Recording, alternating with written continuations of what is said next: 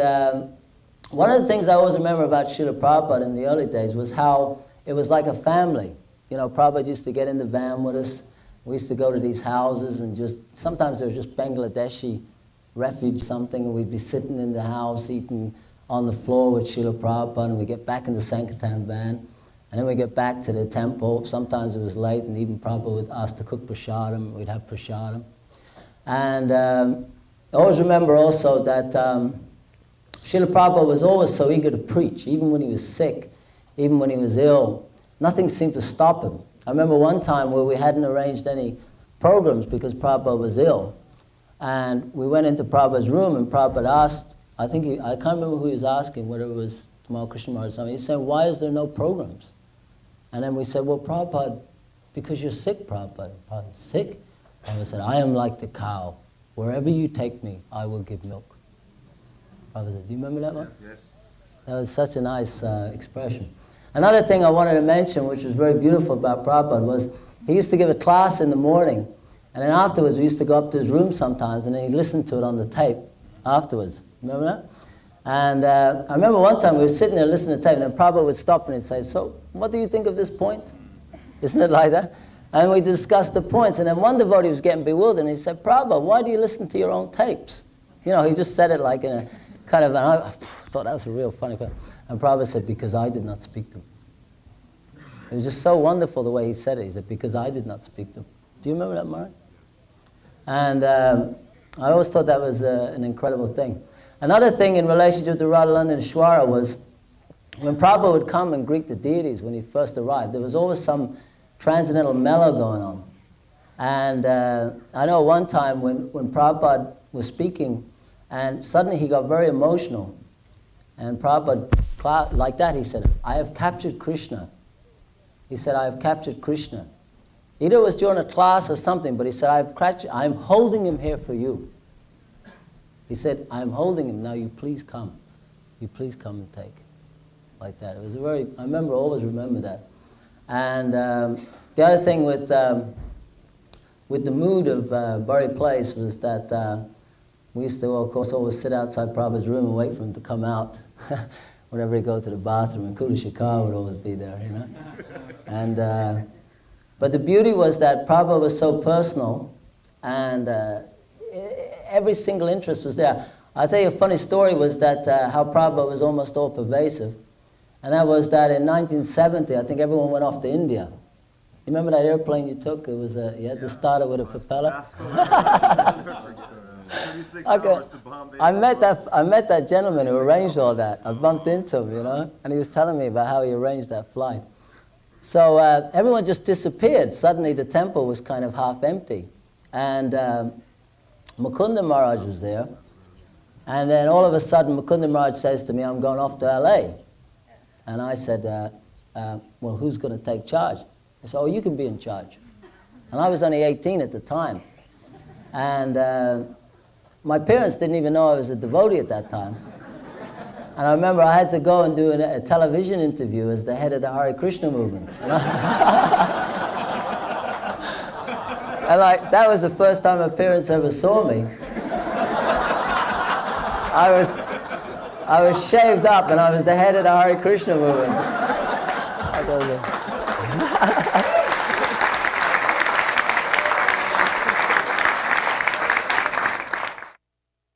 There's no one else to massage Prabhupada, and so I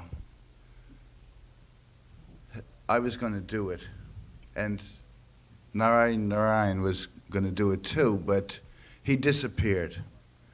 And so I started to prepare and wash myself and everything, and then I came upon Narayan, and he was saying, "My hands are too coarse to touch the spiritual master. What am I going to do? Such a fallen soul as this cannot." Like that, he was going through that kind of thing. So I said, just get prepared, and he said, "No, I cannot." So I said, "Okay, I'll do it." So I got there, and Prabhupada said, he said these words, he said, "Anybody can rub oils. Go out and preach.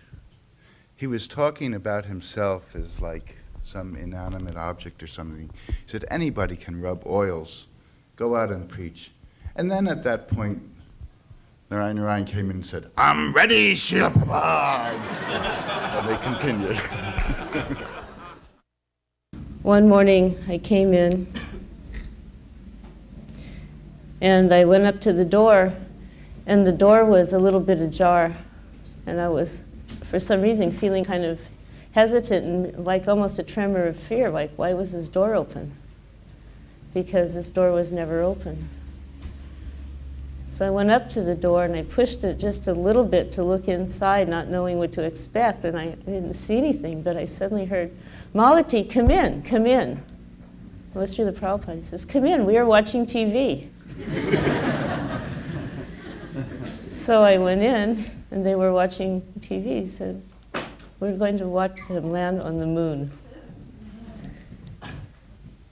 So I was supposed to be making breakfast, but I sat down with them, and we watched them land on the moon. And immediately Prabhupada turned it off afterwards, and he said, they did not go. And then he looked at the television and he said, this is an idiot box, and it has made idiots of us. And he indicated. Of course, that statement, they did not go, became quite controversial.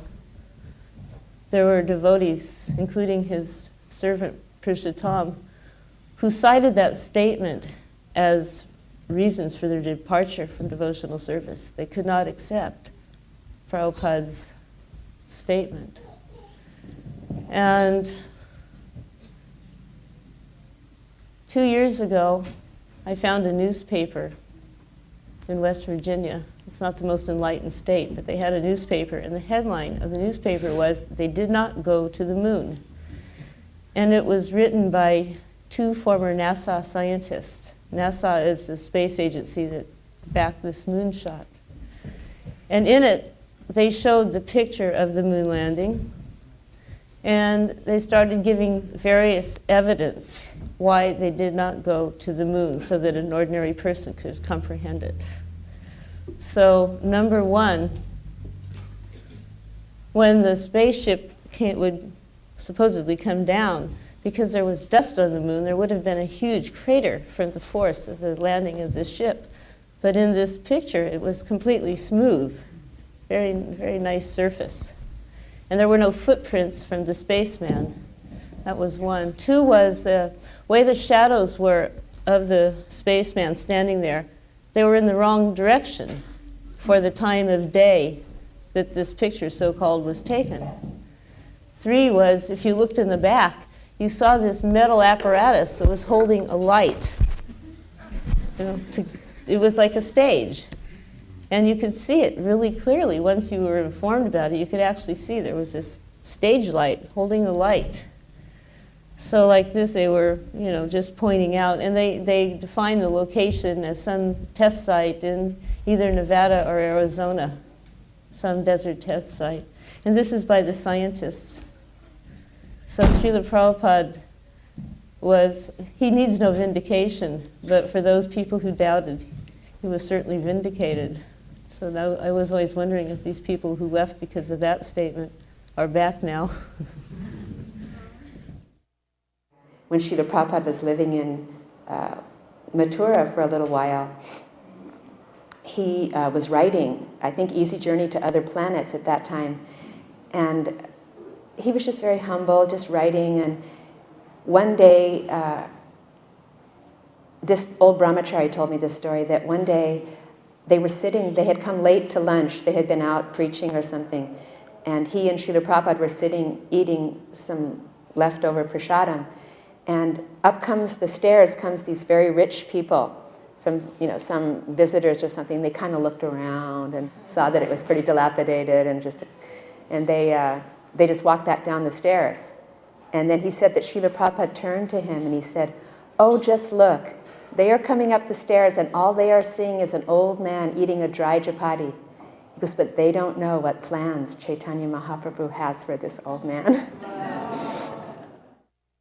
First time I met Prabhupada in 1974, and I went in Terminal Building. I took myself and Bhagavati, we both took a permission. We went inside, and Prabhupada was just last man. Prabhupada last when he was coming out from the plane. And first darshan when I have, I feel just like I've met Krishna. And I immediately, from far away, I paid him Dandvat to him. And when he came near to me, and first question he asked me whether there is any temple here, Radha Krishna temple. I said, no, Prabhupada, there is no Radha Krishna temple. There are other small temples, but no Radha Krishna temple. So you build one nice temple. In Hindi he said, Badhiya temple. That's what he said first to me. I said, all right, Prabhupada, I'll try it. I'll try to build that. This was his first question. As soon as he came out of plane, then afterward he asked how many people is here and all these things. But first thing he asked me, so I think he talked to me with 20 minutes. He talked with me because he had a short time. Last person he came out, a very short time, and I felt very happy. And then he asked how many Indians here. So other, but first thing he asked me, is there a temple here? And I said, I'll build that temple. So this is the first question. And I had 20 minutes to talk with him. Within 20 minutes, he changed my life. I was a businessman. I was business. I had shops, rice mill, rice mill, and soap factory. We are 5 brothers. We had a good business here. So he changed me on this way, straight away to Krishna consciousness. Then when he was passing, after talking 20 minutes, then when he was going, I paid Dandvat again to him and touched his foot. And as soon as he put in my head, his hand, I feel, I feel shake my whole body, and I thought, oh, all my sins has gone. That's what my feeling was. And Prabhupada said to me, from today you chant 16 rounds Hare Krishna mantra. And from that day I started chanting 16 rounds. He never told me 1 round or 2 rounds, no. He said 16 rounds chant. This is my Prabhupada's first meeting.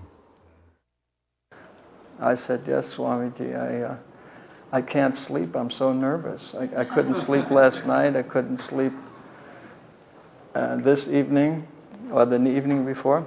He said, oh. He said, that's good. Then, he was sitting on his bed still, and I was sitting in front of him, and he kind of leaned forward and looked me right in the eye, and he said, actually, our aim is to make sleeping 0, eating 0, defending 0, and sex 0. He said, we don't preach that, but that is the aim.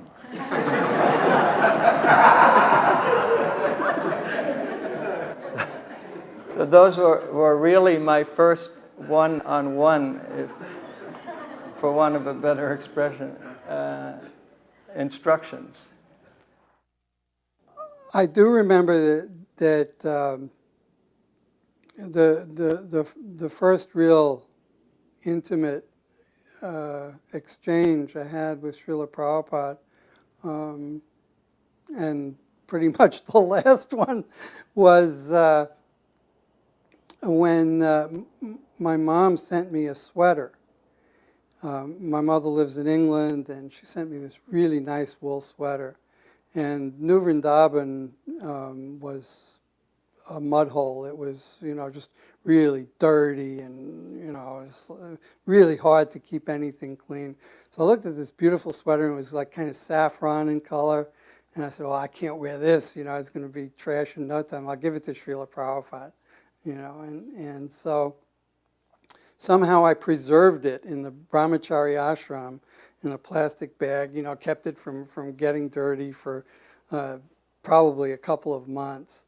And I was always thinking, I can't wait to give this to Srila Prabhupada. And so then Prabhupada came to Boston when they first opened the printing press there.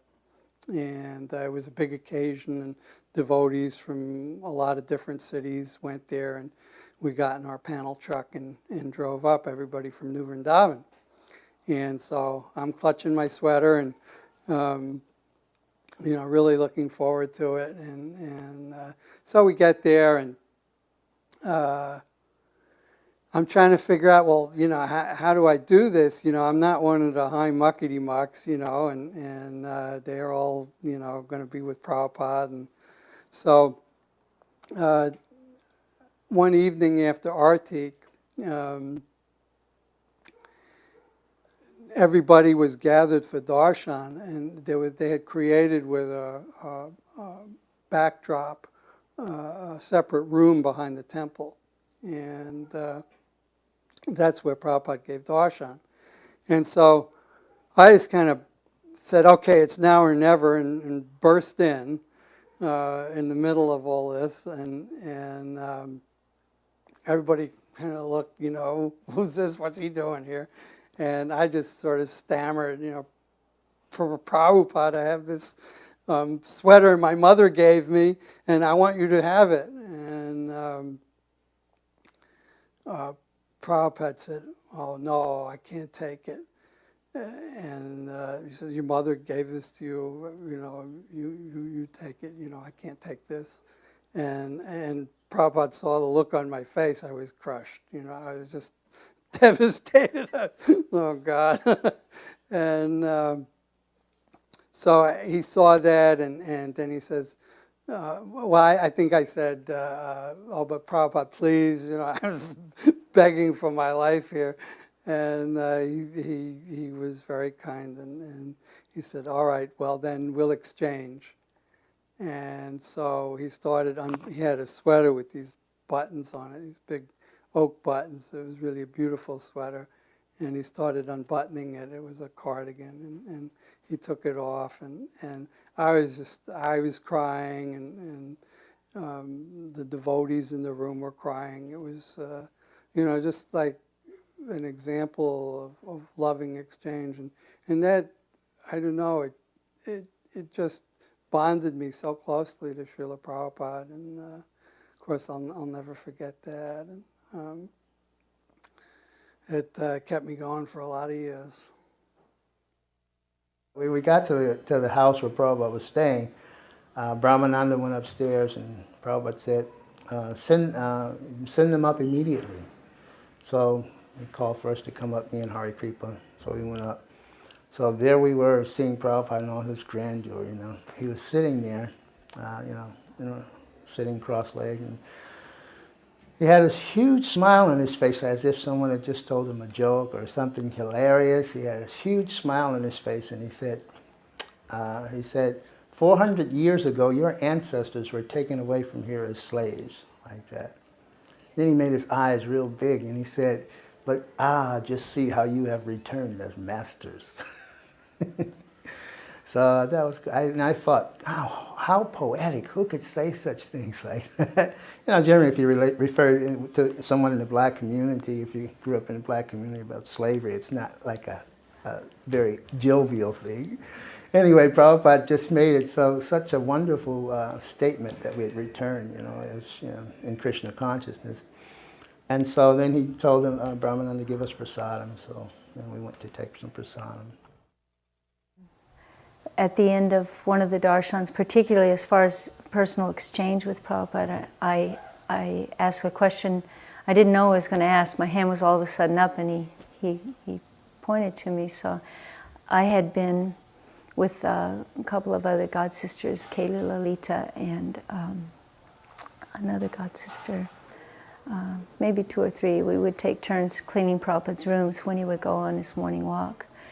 And that was so precious to touch his clothing.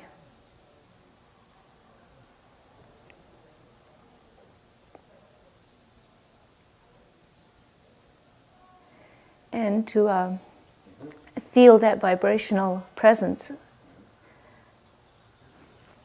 So I was thinking, I went on book distribution every day for several months, and book distribution is another kind of touching with Prabhupada, of course.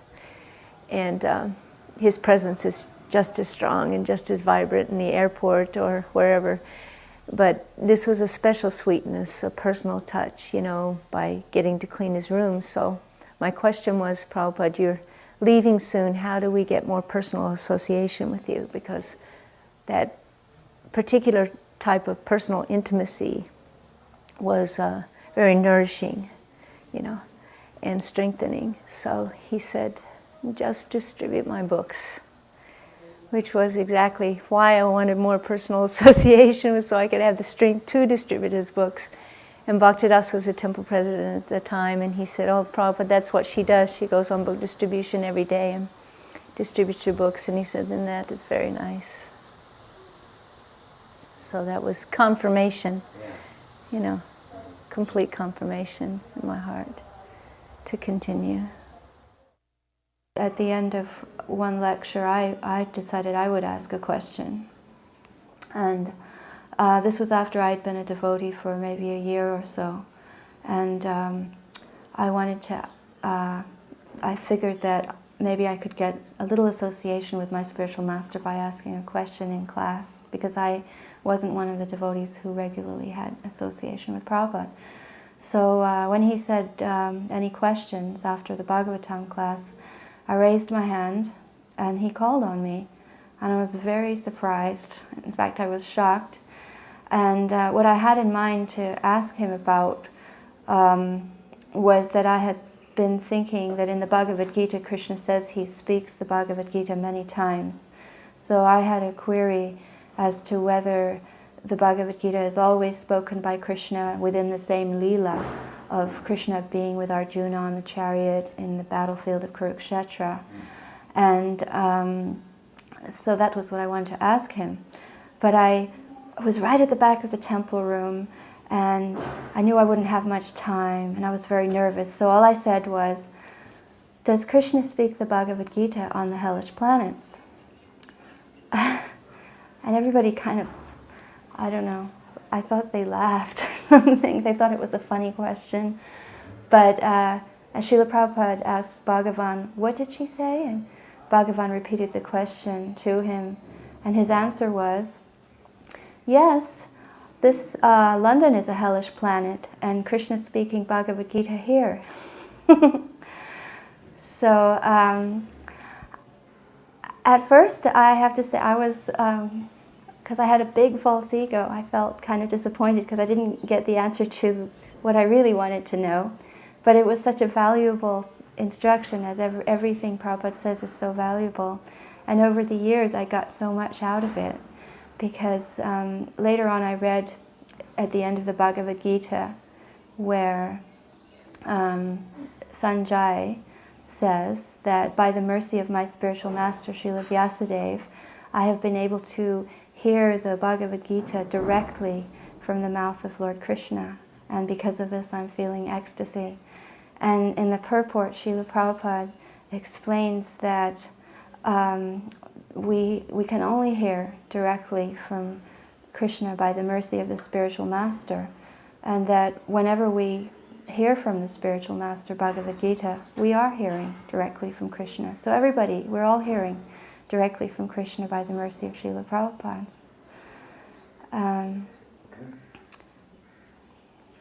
Yeah.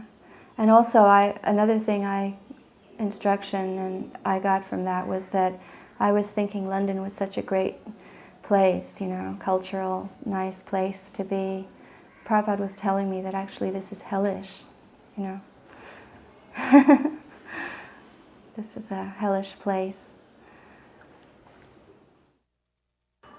But the last day he concluded with a few more heavy statements. He said that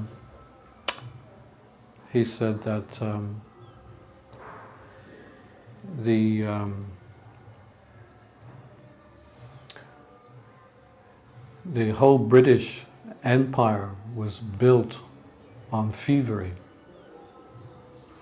He explained that the British came to India, they stole things from India, they took the soldiers from India. When they achieved that, then they went to other places in the world to conquer. And so he was explaining that as soon as India became independent, then the whole British Empire started to collapse. It was an interesting observation and statement, but it was so true. But as soon as India became independent, then the whole British Empire started to collapse. And then he said because of all the atrocities that they did in India, they will become beggars. And then he said one more thing, which was also quite interesting. He said, do you know, you have seen the camels in India? He said, you know, they're walking like this, but they also have their head high in the air, with their nose in the air. He said that the camels, he said the British Raj took their next birth as camels in India, which was amusing, but it was also quite a heavy statement. I remember one lecture in particular. Afterwards, he was answering questions, and he'd been talking about prasadam. So one of the devotees was asking Prabhupada, Prabhupada, is it true that if you take prasadam even once, that you're guaranteed a human birth? And Prabhupada said yes, and all the devotees started, hooray, just thinking, wow, we've got it made. We got a human birth, and that's all you have to think about. And but Prabhupada didn't say anything for a few seconds. He was very grave. And he said, but there are even some species of monkeys that are considered human. So everyone got kind of serious and really had to think about that for a while. I brought Srila Prabhupada a chadar, very similar to this one. And for some reason I didn't want him to know where it came from. I had bought it at Kadigram at the Ashoka Hotel, because Kadi has a branch at the Ashoka Hotel as well. But for some reason I just didn't want him to know that I frequented or that I'd set foot in the Ashoka Hotel. I don't know why to this day. So I took all the tags off and I put it in a brown paper bag, so there was no indication of where it came from. And again, this was at Anandiketan. I brought it up and I put it on his desk and offered my obeisances. And as I was getting up, Srila Prabhupada said, so this is from Ashoka Hotel?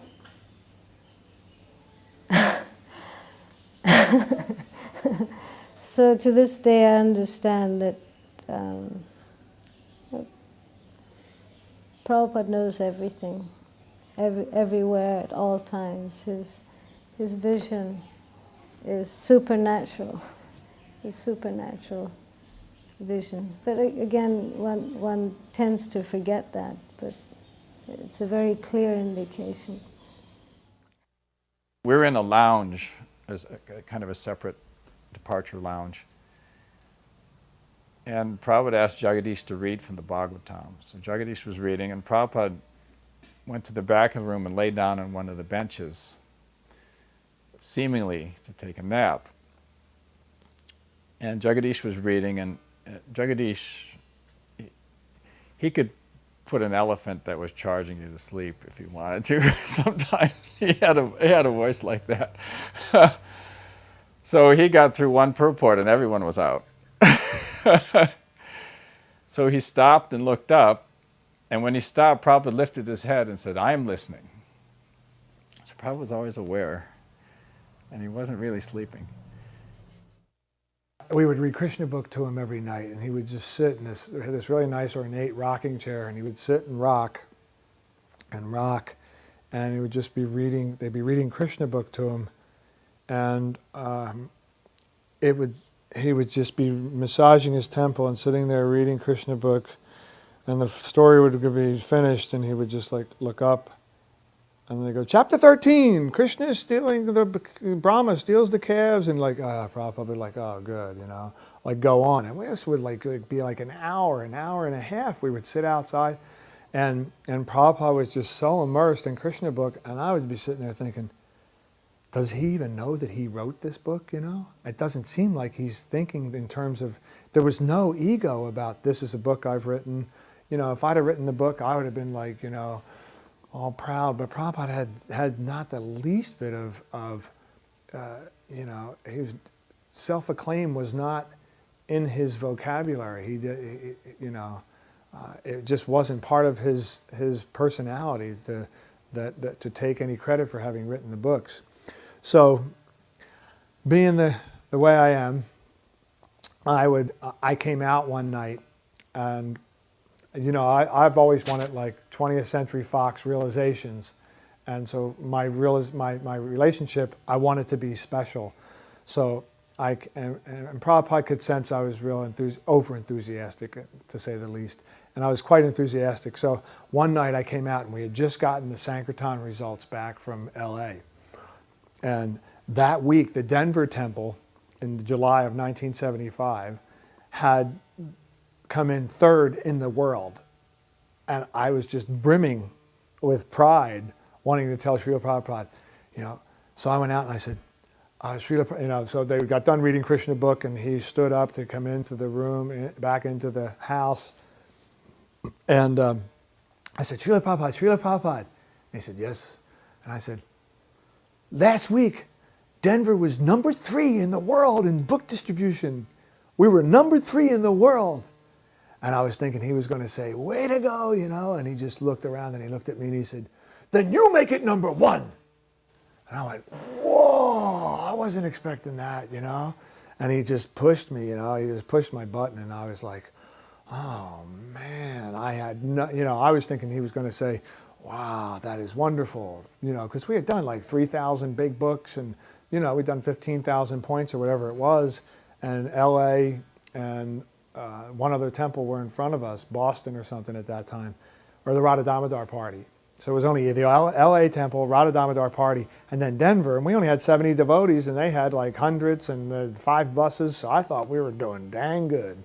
And Srila Prabhupada said, then you make it number 1. And I was like, well, how are we going to do that, But I said, oh, wow, okay, yeah, he's always encouraging us, Prabhupada said, you have to read my books. If you don't read my books, you're putting your life in danger. You're putting your life in danger.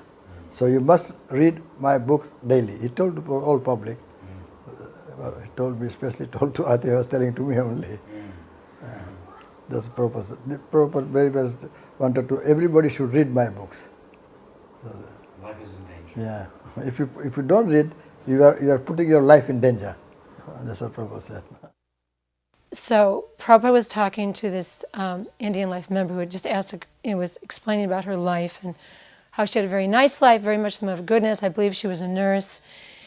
And Prabhupada explained that material world was like a boil, and that it doesn't do much good to just blow on the boil, that it isn't going to make the boil go away, isn't going to cure the boil needs to be lanced. And so similarly that we need to get to the root of the problem and chant Hare Krishna and get out of this material world and lance, our material desires. So he was very, very, very heavy, but expert at preaching.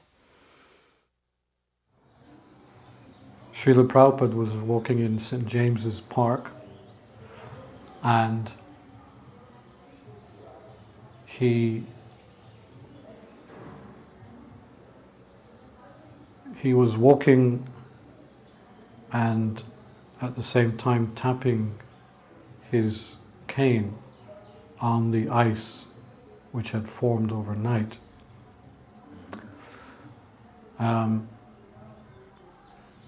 At one point he asked, what does this mean? And we looked at each other and wondered what we should respond to that. So then Prabhupada asked again, what does this mean? And it was just, we just couldn't fathom what Prabhupada meant. So then suddenly he said, ice is Maya, that the original constitution of water is liquid, and when it comes in contact with freezing weather, it becomes hard and ice. And ice, there is a possibility you can slip.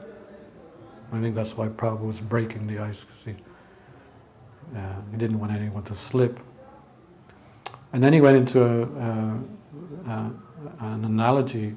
Within that analogy, he then went into explaining that in the same way, the heart has become hard.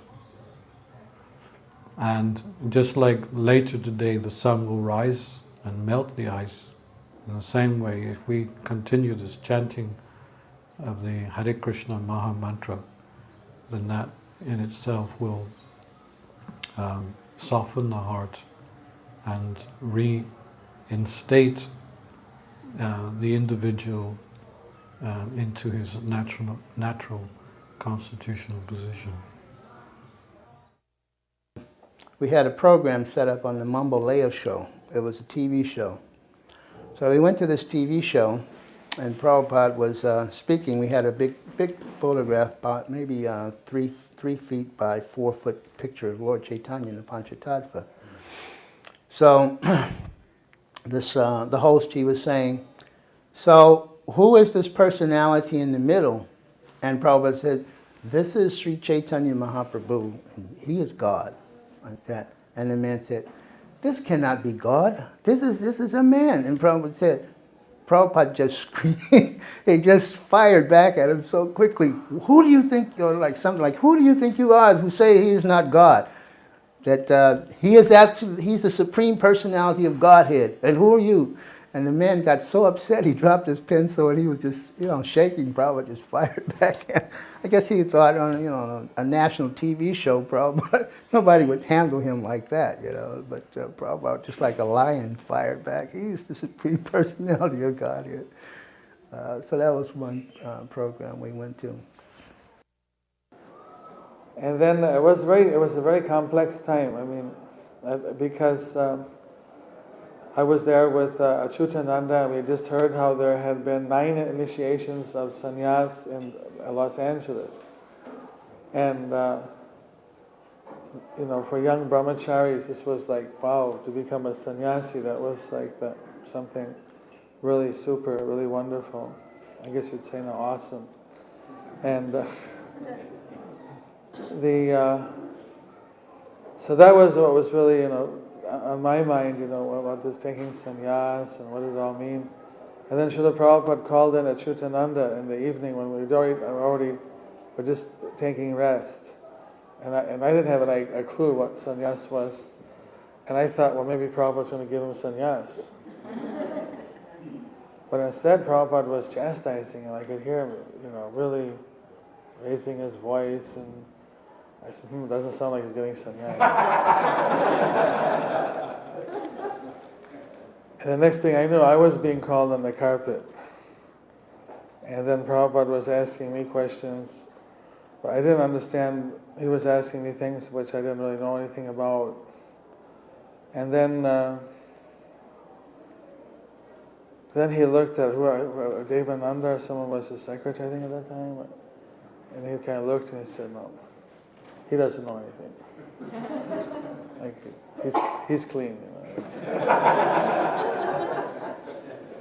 And then Prabhupada called us home and explained that, because right before this there had been this really serious thing that happened in America where in New Vrindavan the 4 sannyasis had declared that Prabhupada was an avatar and that he should, and Prabhupada had to ban them actually, or exile them from ISKCON because of this situation that was going on. It was very dangerous. And he was very much afraid of that situation. So So he explained to us that how this kind of poison of Mayavad had crept into early ISKCON at that time.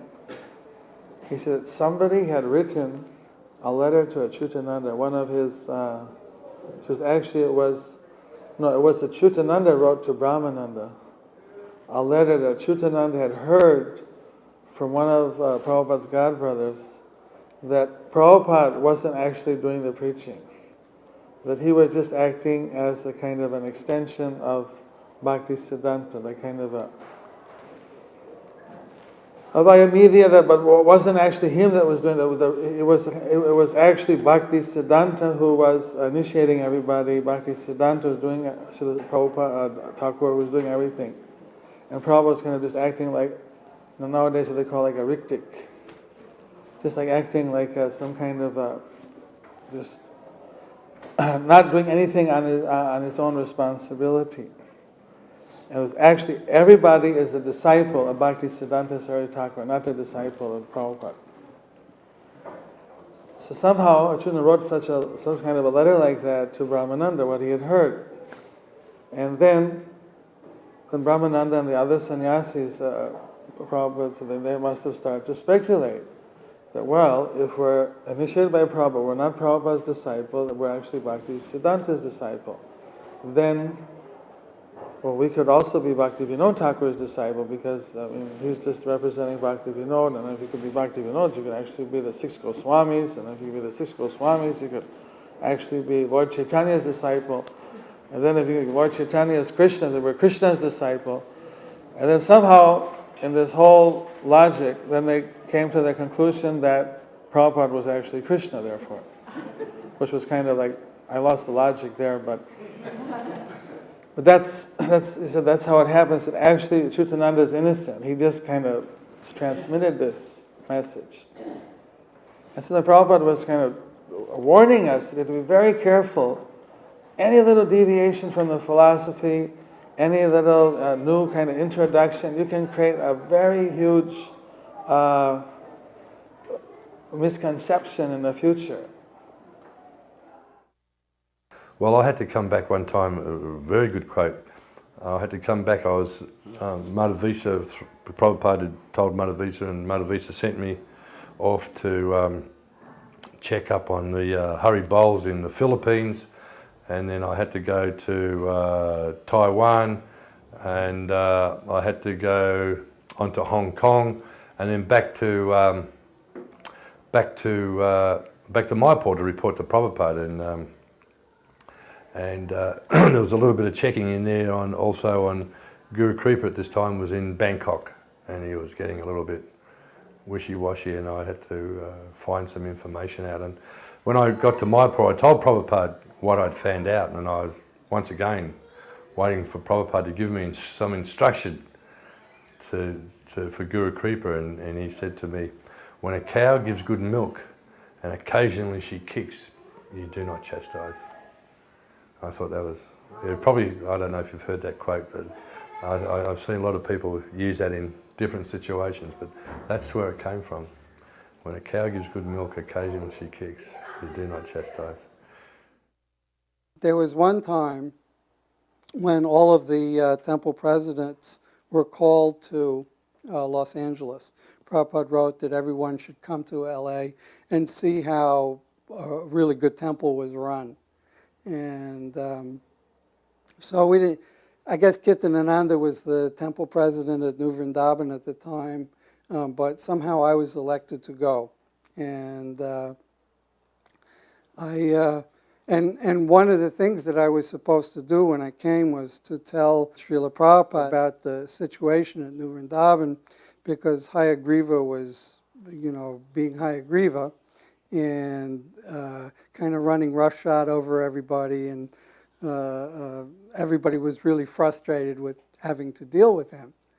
And so we wanted some kind of official sanction against Hayagriva so that he wouldn't continue to make our lives so miserable. And so I hitchhiked out to Los Angeles, and then it was time for my darshan with Srila Prabhupada, and I was rehearsing this litany of grievances, that we had against Hayagriva, and I was going to make this case. And so when it was time for the darshan, I came in and paid my obeisances, and I was introduced, Prabhupada, this is Ranadir, and he's from New Vrindavan, and Prabhupada got this look on his face, and he said, "And how is Hayagriva?" And it was just with such love and affection. And, there went my whole thing. I couldn't say a word. I could definitely not say a bad word about Hayagriva. and so I remember that's really an example of the spiritual master, not only knowing your mind, but knowing how to change your heart. When it was time to board the plane, Prabhupada was walking towards the plane, and there was some devotees from a temple in Cleveland, which we used to call Temple Number 2, and it was black-body devotees. They had their own temple they started. And they didn't get along with the other temple too well, and didn't get along with GBC too well at the time. But Prabhupada had actually approved that they could have their own temple if they wanted. So one of the ladies from that temple approached Prabhupada and asked him to come visit their temple. And Prabhupada said, "You can come see me at New Vrindavan." So the lady replied, "We don't have any car, Srila Prabhupada." So Prabhupada said, "You can arrange it with your GBC, Jagadish. He'll arrange some transportation for you." So I could see how Prabhupada was trying to bring the whole family together. They were a little bit separate, and Prabhupada wanted the GBC to help them and them to cooperate, with the rest of the movement. It was a nice mood. But there was one incident that really struck home for me, how Prabhupada was molding us.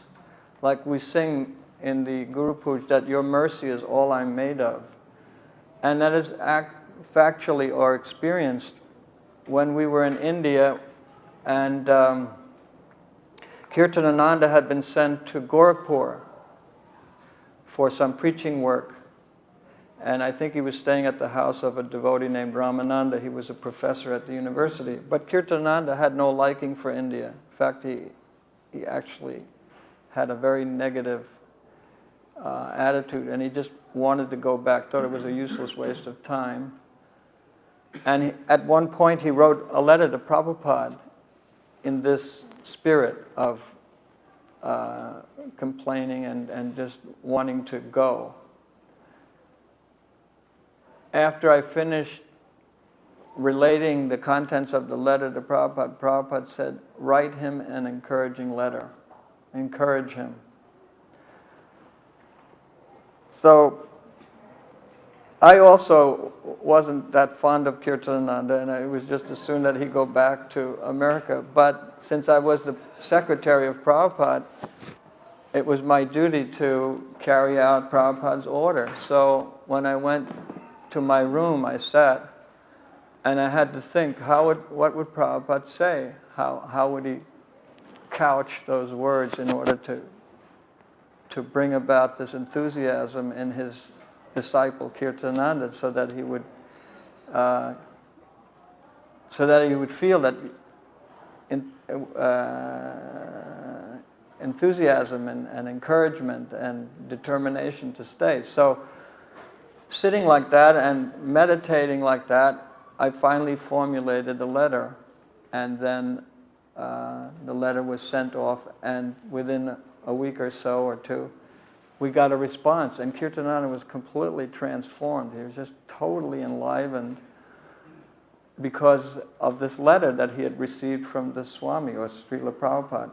So from that I could understand that we were being trained to act and to speak and to think in the spirit of Srila Prabhupada. This is how the disciples are an extension of the mercy of the spiritual master. At least that is my understanding, that your mercy is all that I'm made of. And this is factually true, that the devotees are, now we have the cell phone technology, so when we speak something here, it goes to a relay station, and relay. You can in fact call anyone in any part of the world because the relay is set up so perfectly, so transparent.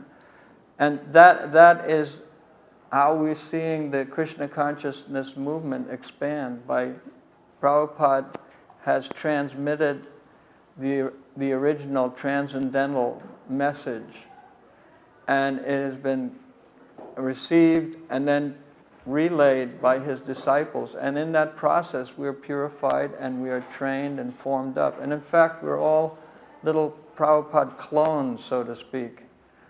Although at the same time, every one of us is an individual person with unique characteristics and qualifications and relationship with Srila Prabhupada. It's not that we're all mindless followers, but so that was a deep lesson for me, that letter writing. So Brahmananda had given me the kind of the instruction to be the pujari, which I had no idea how to deal with deities. All I knew is that Shilavati was supposed to be the best, one to know how to serve and make, arrangements for the deity. I was in LA and she was there. And so Brahmananda had told me that he wanted me to take care of these deities, the Radha Krishna deities that someone had loaned us, one of the life members. And so we just had a platform in the room there, and the deities were there, and we just offered flowers every day. So what happened was that I'm cleaning the altar, cleaning the flowers off the altar. So Radha and Krishna are here, and I'm thinking, well, I have to move the deities. Maybe I should put Krishna on. I cleaned all around. Maybe I should put Krishna this side and Radharani on this side. So I put Krishna on this side. I put Radharani on this side. I'm cleaning the altar. And I go out, I'm taking the flowers out. And Bhagavati comes in and yelling at me and says, Brahmananda says, you got to get in the van now. We got to go to the festival. Says, he wants you in the car right now. So I'm thinking, okay, I'd thrown the flowers away, and I forgot that I left the deities like that. So we come back from the festival. Prabhupada goes into the room, yeah. So Bhagavati comes to get me, and he says, Prabhupada wants to see you. He said he wants to know why the deities are a mile apart. He said, I said, I don't know, but Bhuta Bhavana might know. So he said, he told me to come and get you. So I went back to the altar in the room there, and Prabhupada looks at me and he says, why are the deities like this? They are a mile apart. He says, Radha and Krishna are never separated. Why are they like that? And I said, well, I was trying to make an excuse. I said, well, Srila Prabhupada Brahmananda was telling me I had to go. And before I could finish the sentence, he said, so does that mean they should be thrown in the street? Like that. And I was just so devastated I couldn't say anything. So I was just in shock, and Prabhupada said, should they be thrown in the street? And it's just like time just stood still. I just couldn't say anything, Oh yeah, Candy was protecting his Krishna. Yeah. It wasn't you. Yeah, well, of course I took it that it was me. And so then he just put on a broad smile, just like that. He put on a broad smile as if to say, you fool, all right. Put them together. He said, put them together. Radha and Krishna are never separated. And he said, and do it nicely. And that was the end of it. I mean, I thought that I was in a hole that I would never be able to get out. And Prabhupada just relieved it all just like that. I think Prabhupada was leaving, and Malati was there. So Prabhupada stopped in front of Malati, and Prabhupada asked Malati, where's Shyamsundar? or how is Shamasundar?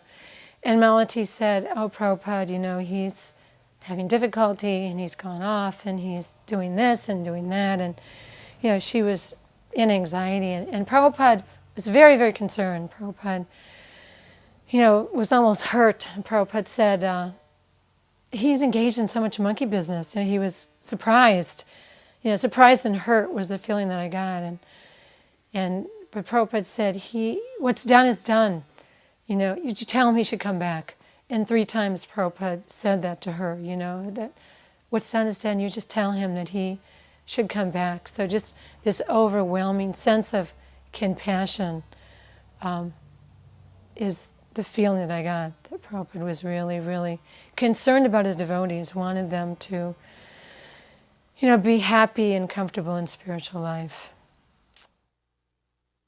I remember one time he got a letter about a devotee, I think it was in Australia, who had a problem and was asked to leave the temple, and then Prabhupada was crying.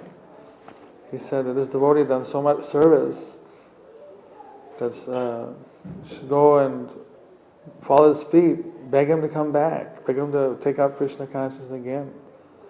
Why are you throwing him away? At least beg him 3 times, falling at his feet, begging him.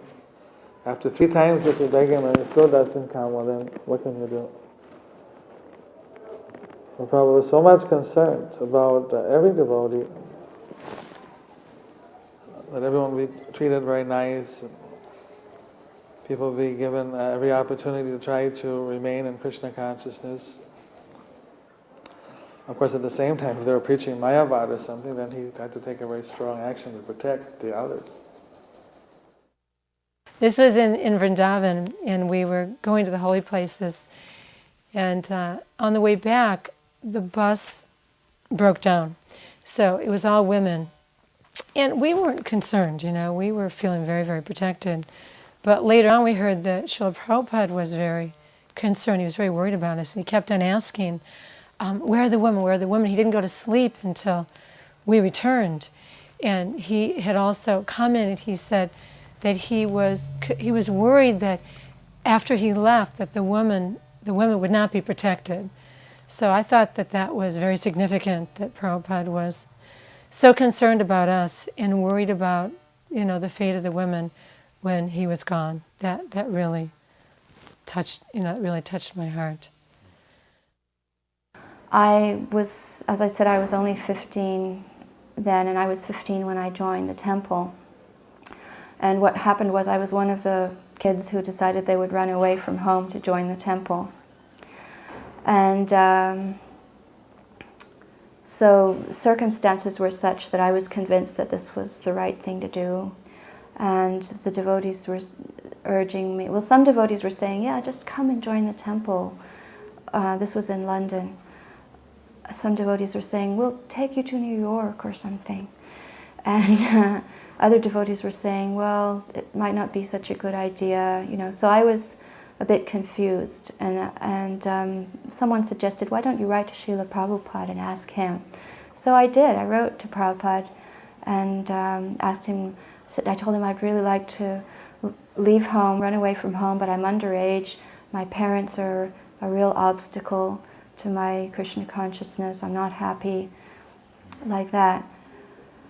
Well, I sent the letter off, and things got really bad at home, and I was young and impulsive, and I felt I couldn't wait. I didn't know if I'd even get a reply from Prabhupada. So I decided I was going to run away.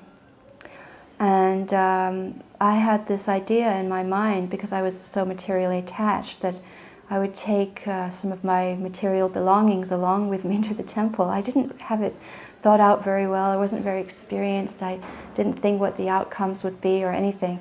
So anyway, I packed a box full of things, and one of the things was my tape recorder.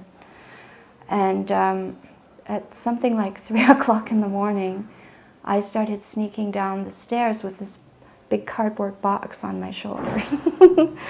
And my parents knew something was up. So my father heard the stairs creaking, I guess, and he opened the door to his bedroom and started chasing me down the stairs. He was furious. And so I turned around with this cardboard box, this huge cardboard box, and I threw it onto the staircase between him and me. And when I threw it, the tape recorder inside, which had a tape of Srila Prabhupada in it, went off. It pressed the start button, and the volume was really high. And Prabhupada came out chanting. It was that one with the Hare Krishna mantra, and it's really fast and really loud, and it was going, Hare Krishna, Krishna Krishna, Hare Hare, Hare Rama, Rama Rama, Hare Hare. And it just became so dramatic, you know. And I just ran down the stairs, and I felt like Prabhupada was speeding me on, you know. And I opened the front door. Somehow or other, the front door was not locked, so I managed to open the door, and I left the house, and it was pitch black outside, 3 o'clock in the morning. All I had, I didn't have any of my material possessions. I just had the clothes on my back. Didn't even have any money. And somehow I managed to get into London, and I just threw myself on the mercy of the devotees in London, and they helped me. But I really felt Prabhupada's presence there.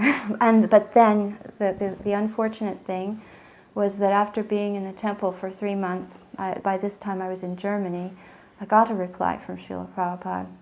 And the reply, as you might imagine, said not to run away from home. And he said that there's no material impediment to Krishna consciousness. And he said, just like Prahlad Maharaj, he had a demoniac father, and he did so many abusive things to him, but still Prahlad was not stopped from being a pure devotee. So he said, stay at home, finish school, and then you'll have so many skills that you can use in Krishna's service. So when I got that letter, I felt really crushed. You know, I felt like I'd really blown it big time, and I was embarrassed and ashamed. And anyway, such was my false ego. I couldn't take an instruction from my spiritual master in the right spirit. But I just anyway, I wanted to tell people about the letter just so that others can benefit from the instruction that Prabhupada gave, even though perhaps I didn't. But I figured, you know, that Krishna must have had some hand in everything that happened, and things turned out for the best. If I hadn't joined the temple when I did, I wouldn't have been initiated by Srila Prabhupada, perhaps, because by the time I turned 18, who knows, Prabhupada might not have been around. You know, I got to go on a morning walk in Denver, and Brahmananda and all these sannyasis were on this walk, and it was so much fun. This was probably more fun than I ever had, was to be able to go on the morning walk. And Prabhupada was talking about Brahmananda's mother, and Vishnu Janana Maharaj said, or Prabhupada said, this was during the time when Ted, whatever his name was doing the deprogramming of the devotees, and they were talking about that a little bit, and Prabhupada said, yes, because your parents, they do not like me. And Vishnu Janana Maharaj says, yes, Srila Prabhupada, you are like Narada Muni. You have to keep moving, huh? And he said, yes, that is why I travel so much, so they cannot catch up to me. And everybody started laughing. And he said, but some of your parents, you know, they've appreciated. And he said, when he pointed to Brahmananda, and he said, how about your mother? Tell them about your mother. And Brahmananda like started giggling, you know, and he's like, and he goes, and he couldn't say anything, so Prabhupada picked up on it, and he said, his mother, she came to see me, and she said to me, I have given you my 2 sons. You have taken them and you've turned them into monks. They have their heads shaved, they wear these robes. What else do you want? And he said, and so I said to her, can you give some money? And she went, oh no, yeah. And he said, and just to have a laugh like that, like with all these swamis, that's probably the best laugh I've ever had in my life. You know, to be standing there with all these sannyasis and Srila Prabhupada having a laugh about our parents being upset about him taking their children away from them, you know. And you know, I really understood at that point that he was my father. You know, he was my real true father, and the family thing was like, and that was just a temporary thing. But that Srila Prabhupada was actually our father, and he was here to come and gather up his kids and get them out on the road and get them in vans and get them in, you know, wherever they were going and get them on, you know, tirtha and pilgrimage and going from one temple to the next and distributing his books. My father was a demon, you could say, in the early days. He used to pay guys to disrupt the Sankirtan party and rough up the guys a little. And Prabhupada was staying in Australia, and my father was very envious that he thought that Srila Prabhupada was, you know, sitting on the couch that he'd given us and using the bed or using the dining. He didn't know that everything had been taken out. But he was envious, and he rang me up one day while Prabhupada was there and said that he's going to come down and disrupt the whole occasion of Srila Prabhupada being there. And I said to my father before he left, I said, well, before you leave and come down here, best you ring an ambulance, because they'll need one to take you away. And I went straight in to tell Srila Prabhupada what had gone on. I told Prabhupada that he was one of the guys that, you know, used to get people to disrupt the Sankirtan party in the city, and I was hoping Prabhupada would give me instruction that I could do something, you know. And Prabhupada very severely lectured me. No, he said, no, this is your responsibility in this life and in your next life. It is your responsibility for your parents. You have to get them out of this hellish situation, this life and in their next life. And told me that I had to do the Sankara performances at their funerals, which I did. And he told me that day, he said, you start mending this situation right now, which I did. And I didn't like it, but I thought, okay, well, Srila Prabhupada said this is what I got to do, then that's what I got to do. Prabhupada wrote in a letter to Vasudeva that prasad distribution will make Fiji successful. So Vasudeva was thinking, how can we distribute much prasad? Then he thought that it's better we open a restaurant. Name Hare Krishna. And name of the restaurant was Hare Krishna restaurant. So he opened a vegetarian restaurant. And when we were opening a vegetarian restaurant, all the people said, you opening, all the business people, and they said that you opening vegetarian restaurant, who will come to eat their grass? Who will eat grass? But when we opened, it was very successful. All the embassy people, you know, Australian embassy, European, English people, and from British embassy, from Australian embassy, New Zealand embassy, French embassy, all the people were coming in the restaurant for very nice, very clean lunch. And they said, we didn't knew that vegetarian food we can get so much varieties. We thought only cut vegetable and boil it, that is vegetarian food. We didn't knew.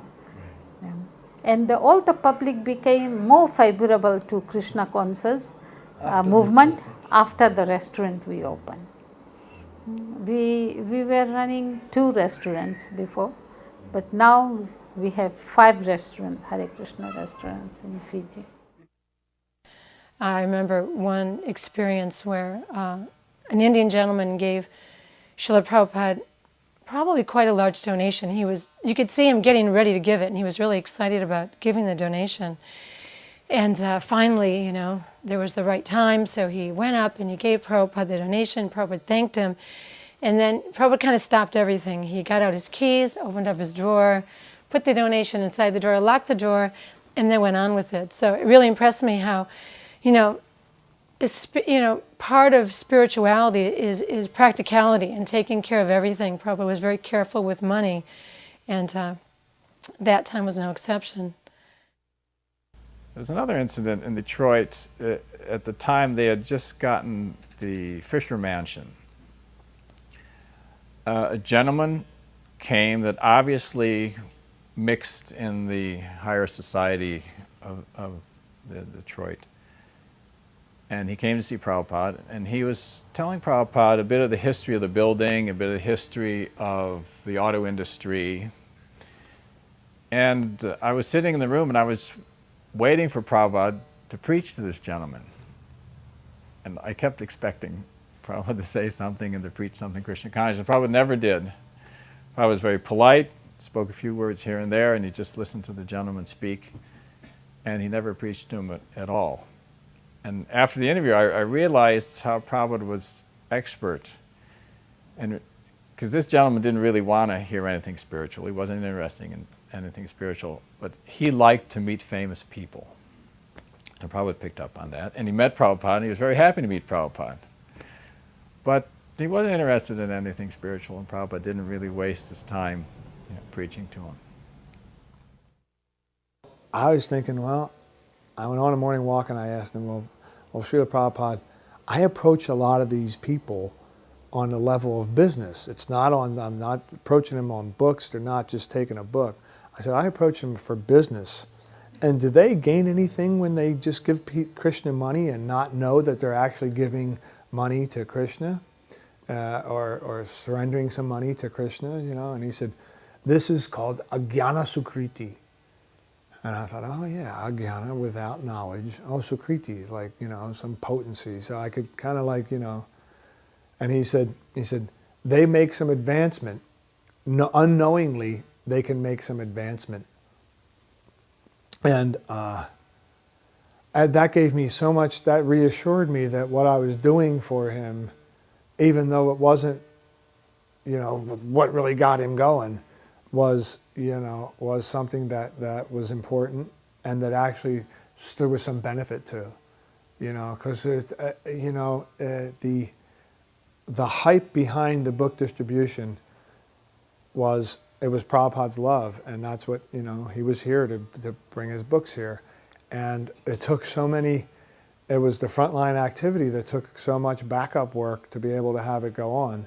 And it was just real nice to know that there were other things that we could be doing that to support that gave credence to what we were doing as far as passing out his books. So that gave me a lot of pleasure to know that you know, that even without their knowledge, they were gaining some potency. As far as the brahmachari is concerned, I was in Maya, and I had friends in the advertising industry, and they came to me one particular day to the temple and said, look, we've got an idea for doing an ad for Wrangler jeans. You know the Wrangler company? They're paying us this amount of money, and they want us to come up with some sort of program, advertising release for Wrangler. I said, yes. And they said, well, we've got this idea that we could use the Hare Krishnas in a Sankirtan party, Madanga, Kartal, Hari Sori's in it, and what we're going to do is we're going to dress one of the devotees in a Wrangler denim shirt with a dhoti on, everyone else in dhoti, full tilak, Madanga, full kirtan, coming down Burke Street, and it's going to say on top of the photo, I ain't going unless I wear my Wrangler shirt. And I spoke to Madhavisa about it. Madhavisa said, oh, that's terrific, let's go ahead with it. So these guys being friends, I went to the guys, I said, yep, yeah, we're happy with that. How much are you going to pay us? I will give you this amount of dollars. And I've gone back to Madhavisa and I said, this amount of dollars. She said, oh, okay. So we get rolling, and then 2 days later we do a little bit more work down the track, and Madhavisa says, get more money. So I go back and I go, yeah, well, I know sorry, but we need more money. And they go, okay, they'll okay that. And as we got further into it, I go, more money. Every day I went to more money, more money, more money, which we did. We got more money, more money. The advertising agents told me at the time, at the completion of the ad, I went and got paid in cash. They've never done this before. They string everyone out to 120 days, etc., etc. But the ad was hugely successful. It won awards all around the world. There was even devotees up on the podium last night that said they saw it in London. I had other people around the world said that they saw the ad. So billboards, 40 feet by 20 feet, all around the world with this Wrangler ad, I ain't going unless I wear my Wrangler shirt. I'm getting harassed by brahmacharis because I'm the only householder. I'm always in Maya. This is not what Prabhupada wanted. Prabhupada wanted us to print, to sell books, not do stuff like this. So one particular day on a drive, I've got the Prabhupada's rung the bell, let's go for a drive. I've gone, yes, Prabhupada. So we're out and we're driving through the suburbs, and I took the opportunity to come back in through the city where I knew one of these ads were. And we'd been discussing so many things during the hour or two. And I come in through the city and I parked right underneath this big billboard, which was on this building, which is called Maya. Ironic, but that's what it's called, Maya. And it's still called Maya, and it's a huge network of shopping centres and things now in Melbourne. And I sat there for a while, and Prabhupada's chanting and looking around, and I said, well, Prabhupada, I said, what do you think of that ad there? And Prabhupada looked at it for a long, long while, and he said, he said, the boy who did this is very intelligent. And I've sat there looking, and then he goes, so, it is you. And I said, yes, Prabhupada. He said, that is very good. So I was straight back to where all the listen, you guys, don't you give me any of this stuff anymore. You have no idea what you're talking about. Prabhupada thought that was fantastic. Shut up. But that was the mood of the brahmacharis then, you know. If you weren't in orange, you're in Maya. So that was particularly nice for me. That's what I like. See, I want to bring Prabhupada in there. That was particularly nice for me. The button is the conclusion. Yeah. Okay, so that was nice. So I felt You're vindicated. I felt 20 feet tall. Yeah. Yeah. And I could go back and rough these guys up a little. Prabhupada never used to criticize anyone. He never criticized. I asked one time something, I think, to him, and he didn't answer anything. I asked him something about some devotees. Some devotees about, and he didn't answer anything. He devotee was gone out and fall down, something happened, and I asked Prabhupada. Prabhupada never answered anything. So that was very good quality of Prabhupada. I never had Prabhupada criticize. I had so many times association, but Prabhupada never criticized any time any devotee. Any devotee. He loves his devotees, all devotees. Another time in that same room, there was a discussion about the kirtans, the Radha Damodar kirtans that we were having on campus or on the street where we'd set up. And Prabhupada was saying we just should use coal and kartels. And at that time we had many instruments. We had harmonium, we had esraj, which was like a violin, we had ektar, and we had an instrument that had strings and you'd play it with little hammers. So there was a discussion where Prabhupada was saying, just use coal and kartels. And Adikeshara said that the people were attracted to the party because of the instruments. And Prabhupada didn't seem to take that very seriously. And then Adikeshara said, but Vishnu Jan said, and Prabhupada cut him off and said, who is Vishnu Jan? I am your spiritual master. And also in that meeting, Prabhupada said there shouldn't be any harmonium during the artis. Previously, you hear a lot of tapes, Bhardaraj and others playing harmonium, so that was stopped during artis. And it didn't seem like Prabhupada just wanted some expert musicians, he wanted devotees. So that was stopped, and at that time the Radha Damodar party just went back to Mridanga and kartels on the public kirtans for a while, and eventually we added a couple instruments here and there. I had heard with Prabhupada's permission. Yeah, I don't know for sure. We were really getting good at plays, or I don't know if we were getting good, but we were having a lot of fun with plays in Denver. We did the Contemplation of the Objects of the Senses play, and we were contemplating doing that play for Srila Prabhupada when he came. And But it had like attachment and lust and delusion, and we played it up, and we had Mick Jagger in the background, and I was attachment, and I took the gloves off, and you were anger with the little Crota-looking, red outfit, and at that point, a couple of members of our cast were no longer at the temple there. Maitreya and Indra had left, and so we had to come up with another play, and so we decided to do Pondraka, and this freaking puffed up,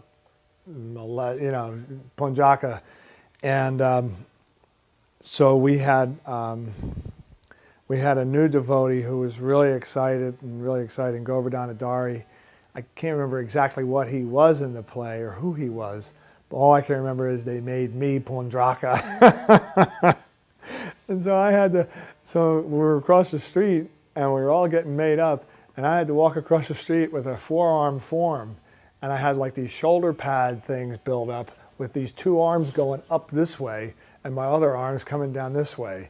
And I had this headdress and everything, and Prabhupada was on the Vyasa side, and they said, and yes, and Krishna was there at this sacrifice, and Pondraka came in and arose and said, you impudent fool. Or they said, and Pondraka came in, and then, so I walk in the temple room, in the Denver temple, and Prabhupada's like in front of me, and I came walking by him, and walking by everybody, and I look over at Prabhupada, and I was, I had to do it. I was in the play, I'm thinking, oh, I hope he forgives me for this, And I walk in, and I have a forearm for him, and I look over at him, and I say, where is this Krishna? And he looked at me, and Prabhupada was into it. He looked at me like, if he could have, I don't know, he was into it. He was ready to jump up and kill me himself. He was so into it. He was like looking at me like, and I go, who is this Krishna? And he looked at me like, he was like, I'm one of Krishna's guys, And I was like, whoa. And I just I stopped in my tracks for a second, took a breath, and I said, this impudent fool, who does he? He goes, he is not the only one that has a forearm form. He is not the only one. Yada, yada, yada, da, da, da. And so, anyhow, Krishna came. I think Govardhana Dari was Krishna. And he came and he killed me. But when he killed me, what happened is we had these little pyrotechnic, little firework things that just blew up. Like when he killed me, I fell down and my arms kind of fell off, and I was laying there, and this explosion happened, and it went boom, and this big mushroom cloud of smoke arose in the temple, and I didn't even know it was going to be this loud. It startled everybody, I mean, it was just like, a big explosion in the temple room, come on. And Prabhupada went, and he kind of and he broke into a big smile, and I was like, good, he liked it. Wow, this is really, to me it was like, what young boy doesn't like an explosion? It's like, all right, we got the pyrotechnics here. So that was really exciting. That was really fun. And I think the biggest thing that Prabhupada taught me was that there's this very serious side to Krishna consciousness, but there's certainly a heck of a lot of fun. One time we were at a gathering, and I was sitting right here because I could have been reading the Shastras, but I like to watch Prabhupada because watching Prabhupada was the practical application of Krishna consciousness. And so I was always staying with him as much as I could, anytime, any excuse. At first they used to say, don't let Guru Das in because he's always there. So a big line of people were there and giving Prabhupada presents and enthusiastic and getting his darshan. And Prabhupada turned to me and said, just see how they're treating saintly people. And he didn't use his name, he just said saintly people like that. And then he told me that sometimes, that if someone, because people were touching his feet, that if someone touches a person's feet, a guru's feet, a sadhu's feet, they have to be able to absorb all the karma of that person. And he said, and so that's why I was here. He said, and that's why I'm patting them on their head so I can give them their karma back.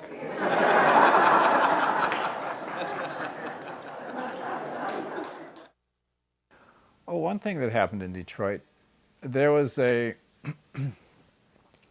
tall black fellow that had been coming to the Sunday feast in Detroit, and the temple had sort of thrown him out because they said he was bothering some of the ladies that were coming to the Sunday feast. So our party, anybody that wanted to come on, they'd come on no matter how crazy they were. So we asked this guy, come on with us. So he joined our bus, and I went, he lived in a very poor part of town, and I went and got some of his belongings. He had an old guitar and some clothes, and it was a really run-down apartment that he lived in. So we were following Prabhupada, so he joined the bus, and we drove to Toronto, where that was Prabhupada's next stop. And we parked, Prabhupada was around the corner in a house from the temple, and we parked one driveway up. And if I was sitting in the driver's seat, sometimes I could see Prabhupada coming from his house, like that. So one time, I was sitting in the driver's seat, and Prabhupada and some devotees came out of the house, and one Indian-bodied devotee dove at Prabhupada's feet. And within the blink of an eye, Prabhupada put his cane like this, and that devotee's head stopped at the cane, and his hands missed Prabhupada's feet. Later on, he let him touch his feet, but at that time, he stopped it on the spot. And he walked by the bus to go to the temple, and he noticed that one of the bus bays had been pushed in. Some drunken driver had smashed into it about a week ago. We hadn't got it fixed. So Prabhupada admonished, said you should get it fixed right away, and the bus should always look first class. And he also told us we should keep it very, very clean. So from then on, almost every day I would wash it, keep it nice and clean. And our deities were Gaurnitai deities, brass. And Lord Nityananda was particularly beautiful. Although all the deities on the Radha Damodar party were bought from the same place, they all looked different. And our Lord Nityananda was particularly beautiful. So Prabhupada walked by one morning, and he stood on his tiptoes and looked in the window. And later on he said, I've seen your Gaurnitai. I've seen your Lord Nityananda. He is very beautiful. Everyone on this bus is going back to Godhead. He didn't say when. Then years later, I was visiting the Detroit temple, which was now the Fisher Mansion. And there was that devotee that we had thrown off. We had actually had to throw him off later too, because he was really a wild guy. There he was, Dhoti Kurta, first class. He was a temple guard. He was doing a lot of service. And the minute I saw him, I remember that quote where Prabhupada said, we're going back to Godhead. This was told to me by one brahmachari who, when Srila Prabhupada was leaving, he came with his guru, and he had seen Srila Prabhupada a few times when he was a young boy in Bengal, and Prabhupada had asked him if he would help him by helping to train up his young boys, his young disciples. But he was pretty young himself at that time, didn't speak English, and he was terrified of the Western devotees because people had said that we were CIA and we would kidnap them and make them marry an American girl or something. So he was frightened, but he said that he always remembered that instruction. And then he said that when Srila Prabhupada was leaving,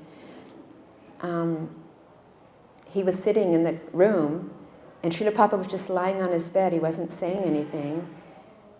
And he said he was sitting there and he was praying to Srila Prabhupada. Oh, Srila Prabhupada, I know that you're fulfilling the order of Srila Bhaktivinoda Thakur and Srila Bhaktisiddhanta Saraswati Thakur, and I want to help and I've never been able to do it, and I'm so sorry. And he was lamenting like that in his heart. But he said he also had some really deep questions about the holy name. And I think this is a brahmachari who had been chanting 64 rounds for about 15 years. I don't know what questions he could have had, but he had some, and they were in his heart, and he was sitting there. And he said that all of a sudden the servant and whoever else was there went out of the room, and he was just alone with Srila Prabhupada, and Srila Prabhupada was lying on the bed. And he kind of looked at him, and he saw that Srila Prabhupada had one eye open. And with that eye, he went like this.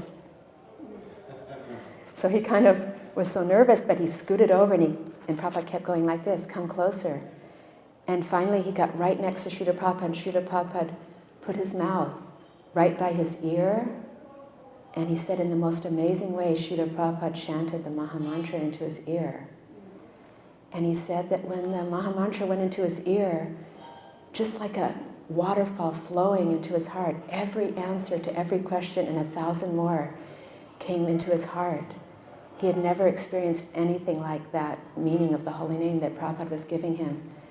And then he said he looked at Srila Prabhupada, and Srila Prabhupada just looked at him with the one eye, and then he just closed his eye. A couple of brothers, some Brahmins who were engaged in Hyderabad when the temple was first set up, the deities were installed. South Indian Brahmins, and Srila Prabhupada had told Yasodananda and Achyutananda Swamis to treat them very nicely because they're real Brahmins. Give them anything they want. So in 1977, early in 1977 is when the murti of Srila Prabhupada was first made. And what is unusual about this is that generally when the spiritual master is on the planet, you don't install his murti in the temple because everybody comes. I was in Vrindavan at the time, and so many people, I'm sure today, same experiences there, they will come up and they feel they're meeting Srila Prabhupada, that he's sitting on the Vyasasana, as he truly is. In Vrindavan, sometimes we would see people talk to him, say prayers, bow down to him, and realize then, oh my goodness, this is the murti of Srila Prabhupada. But Sampat Kumar Bhattacharya, when he heard that this was taking place, that Srila Prabhupada's murti was going to be installed in Bombay and Vrindavan and so many different temples around the world, at his personal expense, he traveled from Hyderabad, from South India to Bombay, and he wanted to communicate to Srila Prabhupada the Shastric evidence that this is not encouraged at all. Why? Because everybody will come to worship you, they will touch your lotus feet, the murti's lotus feet. In this way, you will take on so much karma from the people, and you will have to suffer for this. And he gave so many Shastric references, gave it his best, and this was a learned Brahmin. He gave quite a presentation. It was out of affection for Srila Prabhupada. He was really wanting to do him service in this way.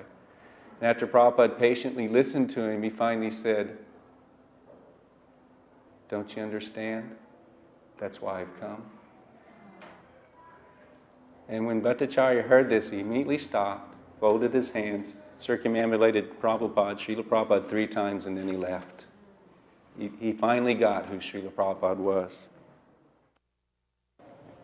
I don't know if my husband told this story, but when Srila Prabhupada used to leave LA, afterwards people like Ujjwala and some of the ladies who were in charge of the cleaning, they used to go around really fast and gather up any kind of nectar there was, and then they would give out little pieces to some people. And so one time, she gave a little notebook to Gopa, Vrindapal Prabhu, and we had that notebook for many years after we were married, and we just thought it was empty. And on the front of it, it just said Hong Kong Hilton. And for some reason, it must have been Yogamaya or something. We never looked that carefully into that notebook, and one day, we opened it up. We were clearing through all of the Prabhupada nectar that we had and putting it into a little sacred box. And all of a sudden, Gopa goes, "Oh, look!" And there was this one little page near the back, and on that page, it was very amazing. Srila Prabhupada had a phone number and a couple other things, and then it looked like he was kind of doodling, but transcendentally doodling, I don't know, but he wrote 2 times in this very beautiful script, kind of like how he signed his name, but even more ornate. And at first we were looking like, what does it say? And then we suddenly saw it clear, and it was 2 lines of the same thing. And what it said was, save the world from godlessness. So that's a treasure.